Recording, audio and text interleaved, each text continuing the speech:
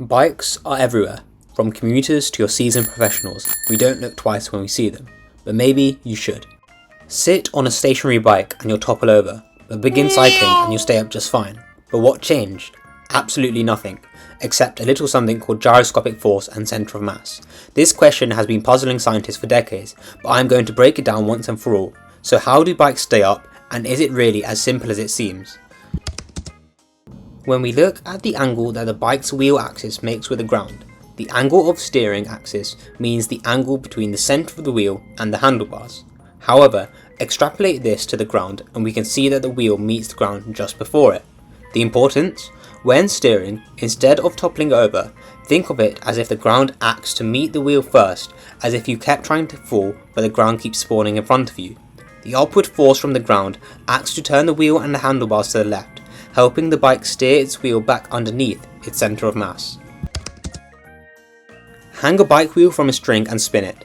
The bike wheel will maintain its stability and remain vertical, as without this effect we would expect something like this. So, turn the handlebars left and the wheel rotated at an angle to the ground, which allows you to then travel left and maintain stability.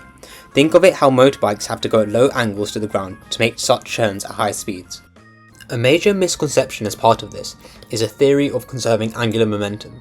The theory is based on the fact that a moving bike must conserve its momentum so it continues to move in that direction and can't fall. Except for one thing. If you ever push a bike that is moving, as it slows down, you notice it doesn't directly just fall down, but instead weaves left and right and the wheel is at an angle to the ground.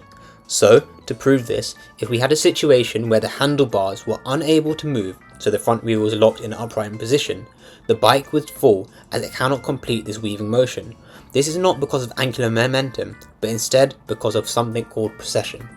Precession describes how a rotating body spins on its own axis, just like a spinner eventually swivels around in a circle as it slows down before dropping. So, if you increase the rotation rate, the precession rate is lower.